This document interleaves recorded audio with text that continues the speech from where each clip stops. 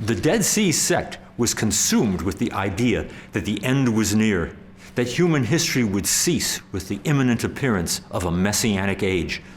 First, however, there would be a great time of trial involving a terrible conflict between the forces of good and evil. One of the most fascinating of the Dead Sea Scrolls, also among the original discovery of 1947, describes this final conflict in what reads like a cross between a cinematic biblical epic and the Star Wars saga. It's known in Hebrew as Milchemet B'nei Or B'vnei Choshech, or the war between the sons of light and the sons of darkness, or simply the War Scroll. And it gives us much valuable insight on the way in which at least some people of that day conceived of the realm of final things, otherwise known as eschatology. The scroll essentially presents a sectarian version of Armageddon, detailing a battle against the children of Gog and Magog, the wicked nations described in the book of Ezekiel, chapters 38 and 39. Because the sect believed in complete predestination, there was no way this war could be averted. One could only prepare for it. The victorious outcome for the sons of light was also inevitable. The course of this future conflict is to last some 40 years, and both men and angels are to participate in it. In the first stage of the war, lasting 6 years, the congregation as a whole will engage the wicked Kittim in battle. In the second stage, they will fight against the Kittim of Egypt, and in the third and final stage, lasting 29 years, they will do battle with the kings of the north. The text declares, Vahia et tzara al kol am pedut el, uvechol tzarot ma lo nihayta kemoha mechusha ad tuma lifdut olamim.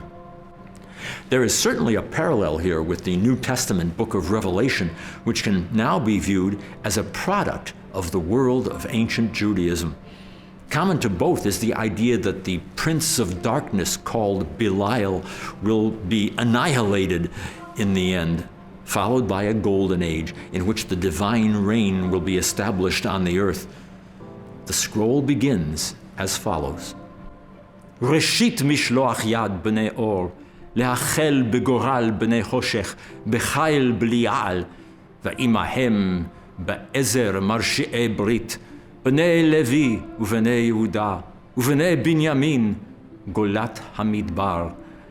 ילחמו בם לכל גידודיהם, בשוב גולת בני אור, ממדבר העמים, לחנות במדבר ירושלים. The scroll's narrator seems to be speaking of other adherents and allies who are scattered abroad in what he calls the desert of the nations. Josephus says this of the Essenes. They have no one certain city, but many of them dwell in every city. And if any of their sect come from other places, what they have lies open for them, just as if it were their own. And they go into such as they never knew before, as if they had been ever so long acquainted with them. The War Scroll declares that these scattered sectarians will return to the desert or wilderness of Jerusalem, which may well refer not to the physical city of Jerusalem, but rather to the desert site of Qumran itself. In other words, a small multitude of sectarians will gather together at Qumran from all the places of their dispersion to take their stand against the powers of darkness and their earthly agents, the Kittim. The scroll continues, ואחר המלחמה יעלו משם, ובא מלך הכיתים במצרים. ובקיצו יצא בחמה גדולה, להילחם במלאכי הצפון, ואפו להשמיד ולהכרית את קרן ישראל. ויהי עת ישועה לעם אל, וקץ מממשל לכל אנשי גורלו. וקלט עולמים לכל גורל בליעל. The question we have to ask is, how did the sect itself understand these prophecies of the future? The members of the sect believed that up until that moment, the world had been under the dominion of forces of great evil. But all wickedness is to be vanquished in the coming Armageddon-like conflict between good and evil. The conflict is waged on two co-equal planes, in the physical dimension and in the spiritual dimension. The dominion of the sons of light is to be established on both of these planes, and the rule of the sons of darkness, expressed through the mysterious Kittim, is to be obliterated. ושרה ממשלת קיטים להכניע רשעה לאין שארית, ופלטה לא תהיה לכל בני חושך. Doubtless, the sect identified the Kittim as Rome, which at that time had conquered Egypt. It also seems that when a great revolt broke out among the Jews against Rome, lasting from 66 to 70 of the Common Era, the sect concluded that the end of days had arrived and that their prophecies were being fulfilled. It appears that they actually joined the Zealots in their struggle against Rome, retreating down the western shore of the Dead Sea until they arrived at a mighty rock fortress jutting out of the Judean desert, Masada. Consequently, it was not only radical zealots who met their celebrated and grisly doom on the top of the plateau of Masada by taking their own lives. It was also the remnant of the religious community at Qumran. The evidence for this was uncovered by the famed Israeli archaeologist Yigael Yadin, who not only procured many of the Dead Sea Scrolls, but also organized in the 1960s the excavation of Masada, the last stand of the Zealots. Among the rocks and broken potsherds atop the rock, he discovered a most curious find, a small portion of a scroll text, fragments of which were also found at Qumran. It is known as the Song of Sabbath Sacrifices. While we can't look at this as definite proof that the sect in its final days joined the revolt against Rome, it does appear that this is how it met its ultimate doom. The predestined dominion that they expected was not to come to pass. Instead, most were probably either killed or scattered during the Roman march toward Jerusalem, and the remnant who survived the onslaught were destined to perish among the 960 souls who carried out one of the most horrific mass suicides in history. There is still much debate about whether the Qumran sectarians were really pacifist Essenes, as often theorized. Josephus referred to the Essenes as ministers of peace and wrote, "They contemn the miseries of life and are above pain by the generosity of their mind. And as for death, if it will be for their glory, they esteem it better than living always. And indeed, our war with the Romans gave abundant evidence what great souls they had in their trials, wherein, although they were tortured and distorted, burnt and torn to pieces, and went through all kinds of instruments of torment, that they might be forced either to blaspheme their legislator or to eat what was forbidden them. Yet could they not be made to do either of them? No, nor once to flatter their tormentors, or to shed a tear. But they smiled in their very pains, and left those to scorn who inflicted the torments upon them, and resigned up their souls with great alacrity, as expecting to receive them again. Philo Judaeus, the great Jewish philosopher of the ancient world, went as far as to say that the Essenes were pacifists. As for darts, javelins, daggers, or the helmet, breastplate, or shield, you could not find a single manufacturer of them, nor in general any person making weapons or engines or plying any industry concerned with war. Nevertheless, the tone of the scrolls themselves is distinctly militant. Why indeed would a group of pacifists write the war scroll?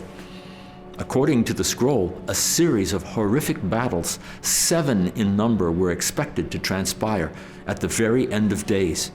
The outcome, congruent with divine will, had long been prophesied. V'shlosha yit'azru, chayil b'liya'al lemoshav goral or.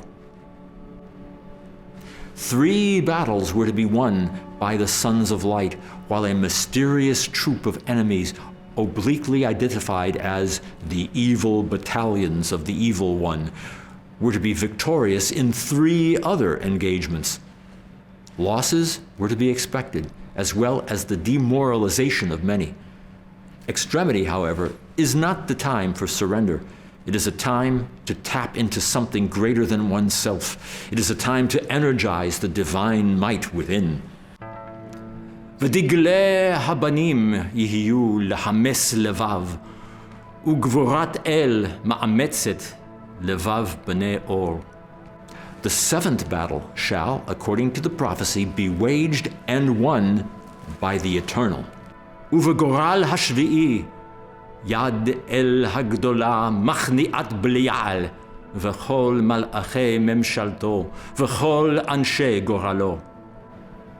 Elsewhere, we are told that a whole host of angels will descend from on high and grant final victory to the sons of light, referred to also as the elect. כי תילחם בם מן השמיים, כי רוב קדושים לך בשמיים, וצבאות מלאכים בזבול קדושך, להלל שמך, ולפקוד צבאות בחיריך, לאלפיהם ולרבוב אותם יחד עם קדושיך ועם מלאכיך לרשות יד במלחמה, להכניע קמי ארץ בריב משפטיך ועם בחירי שמיים נוצחים. Several of these angels are mentioned in another striking passage from the War Scroll. ועל כל מגני המגדלות יכתבו על הראשון מיקאל, על השני גבריאל, על השלישי סריאל, על הרביעי רפאל, מיקאל וגבריאל לימין, וסריאל ורפאל לשמאל. Clearly, the protection of the angels in time of battle was greatly sought after by the desert community of Qumran. For the righteous, the sons of light, the physical victory culminates in a new age, a new dimension, a new world. ובני צדק יאירו לכל קצבת תבל, הלוך ואור, עד תום כל מועדי חושך. ובמועד אל יאיר רום גודלו לכל קצה עולמים, לשלום וברכה, כבוד ושמחה, ואורך ימים לכל בני אור. Hercule Poirot here, the world's greatest detective. A good textual sleuth will notice one stylistic aspect that is seldom seen. The bulk of the text deals not with blood and gore and the din of battle, but with the spiritual exertion of the self. While a series of fierce battles are predicted, the battles themselves are not actually described. Instead, the bulk of the document is a vivid description of liturgical praise. At the heart, there is no fighting at all, but a participation in a great liturgical ceremony with trumpets, standards, and shining armor. In the final analysis, the battle is won by praise, by personal purity, by a noble state of mind. What we find in the war scroll is a sequence of specific spiritual directions engraved upon a series of trumpets, the trumpets of summons and the trumpets of alarm. By and large, the words written on the trumpets simply describe the desert compatriots as the called of God, the princes of God, the army of God, summoned by God to the council of holiness, the peace of God in the camps of the saints. It is the language of religious ritual, not the language of death and destruction. The words represent the fruit of inner exertion, determination, and endurance. The militancy of the scrolls, in general, is always cast against the militancy of this inner struggle. For the sons of light, anticipating the conflict ahead, the prophecy declares, "Uveshalosh ushloshim shnei hamilchama hanotrot, yihu anshe Hashem, kri'ei hamoed lechol roshei avot ha'edah, bochrim lahem anshe milchama lechol artzot hagoyim, mikol shiftei Yisrael, yachalutzu lahem anshe chayil, latzet letzava, kafi te'udot hamilchama, shana b'shana." There is a sense here that the final war, now manifest as a physical conflict, will rage beyond the confines of the Holy Land, engulfing other nations as well.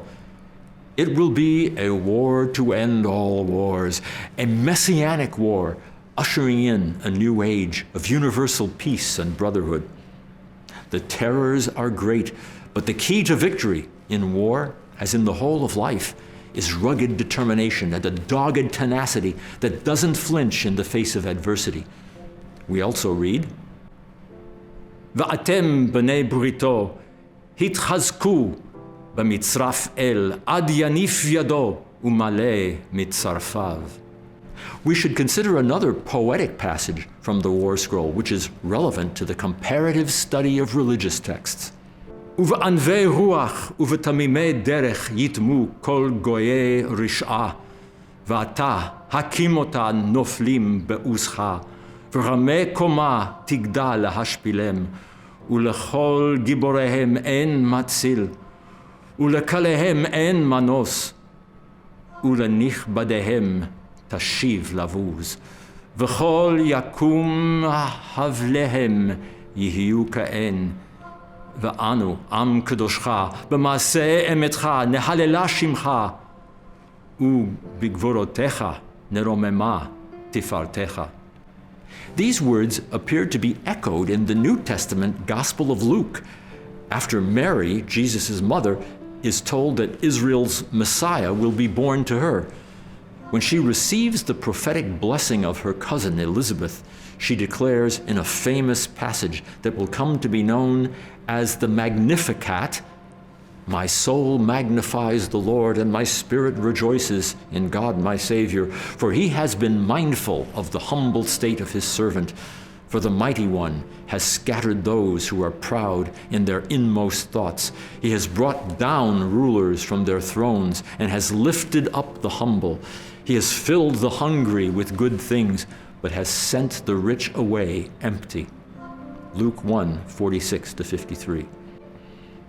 It may also be argued that when Jesus is famously quoted as saying, "Blessed are the poor in spirit," does he not mean those who, in the War Scroll, have staggered from weakness, but who now have been called to mighty deeds? To power over the hard of heart? To putting an end to the wickedness of the nations? It is a far cry from traditional images of a pastoral Jesus uttering statements of Casper milquetoast pacifism. To be poor in spirit is in fact to be strong, dynamic, and mighty in valor. The following promise is also made.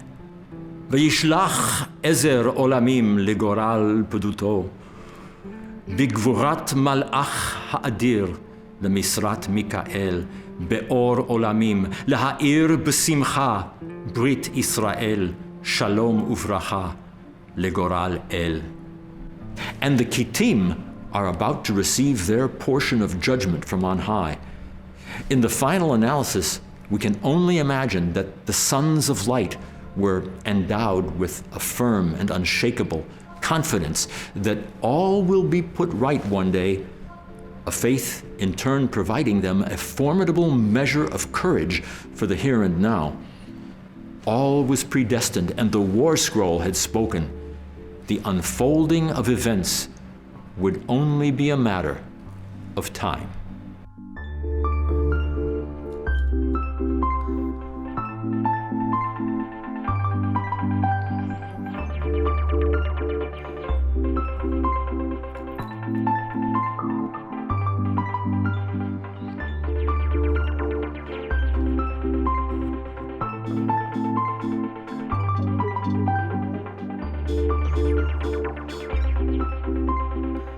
Thank you.